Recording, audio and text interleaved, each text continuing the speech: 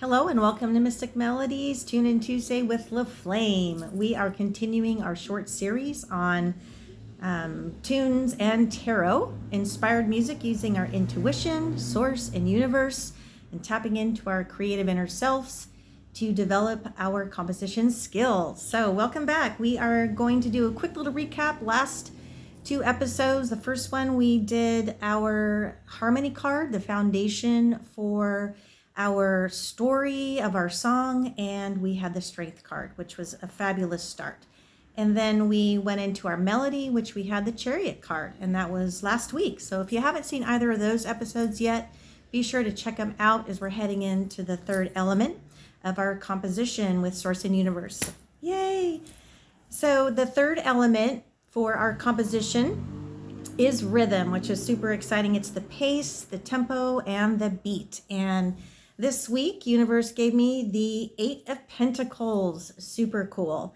Now, to be honest, at first I wasn't entirely certain why I was given that card, and then I had an incredible time really doing an in-depth study on the card, and it's perfectly fit for the rhythm of this series. So the movement and tempo, it should really reflect the harmony and the melody, right? It's the mojo of the song. So it's important to play around with, the beats and the BPMs and find out what fits for you in regards to really enveloping and capturing the mood and the feeling. So it's, delivered, and received as intended, right? So have fun figuring out exactly what that is. But the one of the things I always get asked about when I'm teaching composition to my students is helping them understand, yes, there is a time signature, right, that gives specific beats, but that's different than really, capturing the rhythm and the feel and the movement of the song, right? And so I always challenge them to really try to match that up with what the whole composition is trying to express, right? And then that way the audience really feels moved and part of the story and part of the journey, and they can really feel and hear all the elements of the song. So again, I would encourage you to really tap in and find that pace. So, one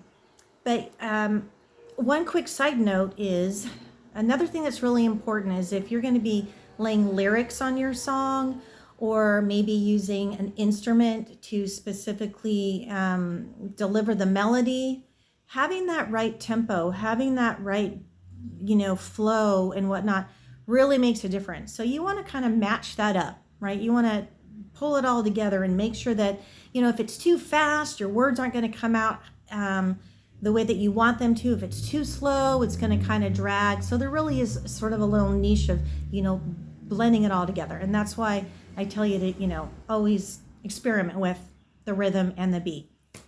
Okay, so that said, let's dive into our 8 of Pentacles. Very cool card. And like I said, at first I was like, and then it all just sort of completely made sense. So like we have in the past couple of episodes, we're utilizing this imagery, the story of the card, everything that's involved in it, to put that sense of movement, right? And what was super cool is that the number 8 actually means movement, momentum, transitions, which happens to be this element within our series is really about transitioning to the last element, which we're going to do next week. So it's like perfect. And patterns of manifestation, right? Which is what we're doing. We're producing something and manifesting that through source and universe and our inner self and our intuition. So, it turned out it was like perfectly fitting, right? And we'll move into, pentacles, right? Earth, physical body, symbolism of money and nature and stability, right? And all that is abundantly tangible and grounded. And the rhythm and the beats give us the grounding to the song. So it really made sense, and to be stable and work with all the other elements. So I was excited about doing a deeper dive on it, right? So let's just move on real quick. The card in itself, the Eight of Pentacles, is all about mastering your craft. Hello, right? That's what we're doing, is we're mastering our compositional crafting skills. So yay. And it is hard work, and we have to be productive in doing it to produce our product, right? And you can see that's what he's doing here, right? He's working away at his craft and honing that craft, and with diligence, and understanding that success is accomplished by combining education, which is what we're doing, and practical applications. So this was just so perfectly given from universe, without a doubt. And enjoying it too. He's enjoying his work, and taking pride in that. So we're going to talk a little bit about it. So it might be a little hard to see, but this sky happens to be gray. Okay, it's a gray sky, and I was like, well, that doesn't really seem like super cheerful or whatnot. But it turns out that the gray sky is actually about, it's put there intentionally for no distractions, right? The clarity, a clear mind on purpose. So there isn't anything for us to get distracted on, that we're focused and tuned in, right?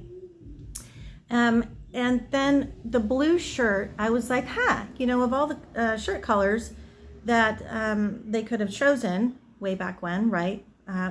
Was a blue shirt. I was like, oh, well, that's interesting. So let me check out the blue shirt. And it turns out it represents introspection, calmness, focus, the subconscious mind, suggesting a state of mental clarity and dedication to the task at hand, which is clearly what he's doing.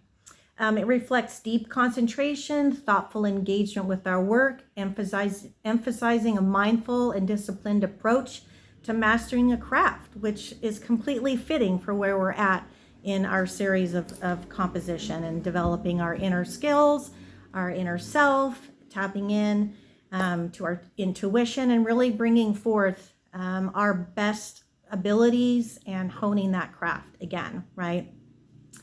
And this was cool. So there's like 6 pentacles. And to me, that represented either songs that we've already created, right? Works, our wonderful craftsmanship that we've already accomplished, or possibly ones that are coming, which is what we're doing now, right? So I was like, yeah, that makes complete sense. And then he's got one, like us, that we're working on diligently, right? And I love the fact that he's using both hands, just like we would with an instrument, right? Fully engaging with both sides of our body, right? To bring forth our exceptional, product, right? Per se. And then also it came to me like, wow, he's probably creating a beat and a rhythm. He's mastered that tapping and that pounding in his excellence into what he's looking to produce, making beautiful sound while he's doing it. And then this one down here, this pentacle, he's just set aside briefly, and I thought, well, that's interesting. He's got ones that are done, one is that in the works, and then another one that is just hanging out here. And I was like, okay, well, that makes sense, because when you're doing composition, sometimes you start one and it's just not like the right time to finish it. Like, you're having a time of meditation, like when you're in your sacred space of creativity, and you've done some meditation and some breathing work, and you've got your candle on and you're in that right space, but maybe it's just not quite time to do that specific song. And that's happened to me a lot. I start it and I set it down, but that doesn't mean that I'm not going to finish it. It just means that universe and source is saying, it's just not the right time yet. But I have no doubt that at some point I will complete it, just like I know that he will as well. And then the bench, I thought, oh, that's really cool, because that is like his sacred space, right? Look how comfortable Look how comfortable and at peace and calm and familiar, and just absolutely doesn't seem like stress or uncomfortable or anything of the sort. And I thought that is his space, his wonderful space of creativity that he is drawing from, and feels, totally at peace, on purpose, productive, and he's working hard, but like all of us, he's joyful with his work, right? There's this wonderful sun of joy and connection, and he's the intellect and the wisdom and whatnot it takes, to accomplish that, right? So, and then lastly, I was like, oh, there's a cool city back there, right? And so the story in this is that when he has all of his works completed, that he can take them into the city and present his work and see all the people's responses or their willingness to purchase it or admire it or compliment it. And I thought, that's exactly what music is about too. Now, technically he's able to go there and sell them, and that would be really dope to sell some songs, right? But the point is that he's presenting his finished products and proud to do so. And so as a whole, the card made complete sense with bringing in the rhythm and the grounding and the dedication and the commitment and the pride and the joy in working hard and the fruit that it produces. So for me, it was just perfect. So so I hope that you find some imagery in your works that you can apply to our other tarot inspired compositions that we're working on. So in closing, next week we're going to be hitting that fourth element, which I'm really excited about.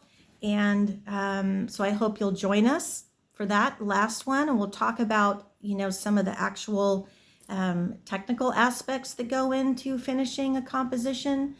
But thank you for joining me. Hopefully this helped. And if you want to find me on X, Rumble, or YouTube, I will have those links below. But lastly, I just want to encourage you, because this is dedication to finishing projects, keep composing, okay? So thanks for tuning in on my Tune In Tuesdays with LaFlamme, and I will see you next Tuesday.